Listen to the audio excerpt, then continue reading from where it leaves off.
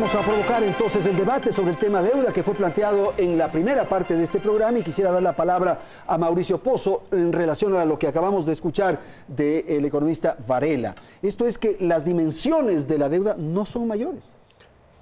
Andrés, el año 2009, la relación de la deuda PIB era del 16%. Aquí estamos hablando del 51%. Le han multiplicado más que por 3. Han multiplicado 3 o 4 veces lo que creció la economía en el periodo. Eso es una locura, aquí y en cualquier parte del mundo. Entonces no es el indicador solamente de la relación, es el crecimiento de la deuda, es la estructura de la deuda y es en las condiciones que se contrató. Primer tema. Segundo tema, ¿cuánto pesa la inversión en el presupuesto del Estado? Al año pasado, 2016, pesa 29% y el gasto corriente 71%. Este crecimiento de la deuda no se destinó a inversión, esto se destinó a pagar deudas anteriores y a gasto corriente. Y la mejor prueba de esto es un concepto que en términos fiscales se llama déficit primario, que no es más que la diferencia entre ingresos y gastos, excluyendo los intereses. Si eso es menor o igual a los intereses, significa que te estás endeudando para pagar deudas anteriores. Es decir, abriendo un hueco más grande para tapar un hueco más chico.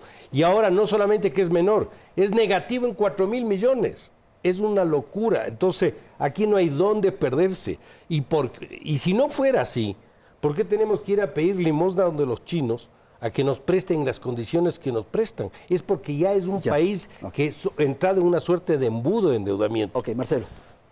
Sin duda alguna, esto al revisar el coeficiente de deuda externa PIB, tenemos que hacer conocer al público que el Ecuador se remite a reglamentaciones y nomenclaturas de cuentas nacionales de los organismos internacionales. Si nosotros no consolidáramos toda, o mejor dicho, incluyéramos deuda que los organismos dicen que se debería de incluir, estaríamos bordeando casi el 40% de deuda, sin duda alguna. Pero en realidad, a febrero del 2017, atándonos a las nomenclaturas de cuentas nacionales y a las nomenclaturas de organismos como el FMI, la deuda del Ecuador es del 26,3% en febrero. Pero, Andrés, si nosotros considerábamos cómo nos endeudábamos antes, pongamos solamente el año de 1999. Si nosotros agregáramos toda la deuda, prácticamente bordeaba el 92% del Producto Interno Bruto. Pero con la nueva nomenclatura, yo pongo la deuda consolidada, y en ese año la deuda consolidada era del 70,1%. La pregunta es, ¿a dónde se fue esa deuda que en esos tiempos bordeaban el 70,1% en el 99, el 61,3% del PIB en el 2000 y el 46,5% del 2001? Se iba justamente, como no había una regla, se iba a pagar mucha más deuda, se iba a pagar a sueldos y salarios. ¿Por qué?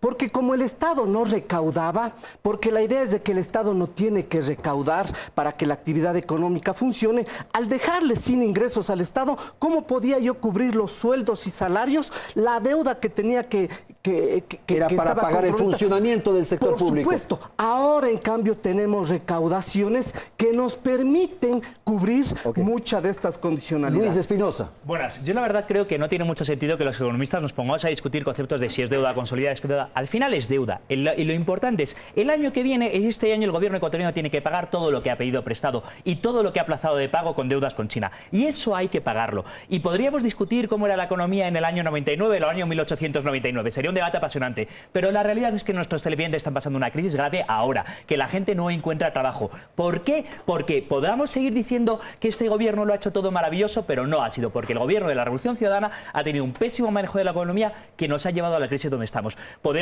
hablar del imperio, de la apreciación del dólar, de los shocks externos. Eso es exactamente la palabra irresponsabilidad. Decir que todos los demás son responsables de los que yo he hecho. Este gobierno ha manejado la economía del país durante una década. Está muy satisfecho de haberlo manejado y la ha manejado de manera pésima. De tal manera que ahora estamos donde estamos, con los mayores precios de petróleo de la historia. Ahora estamos endeudados, sin estructura productiva, sin haber cambiado la matriz productiva y con un problema muy grave. Esa es la realidad.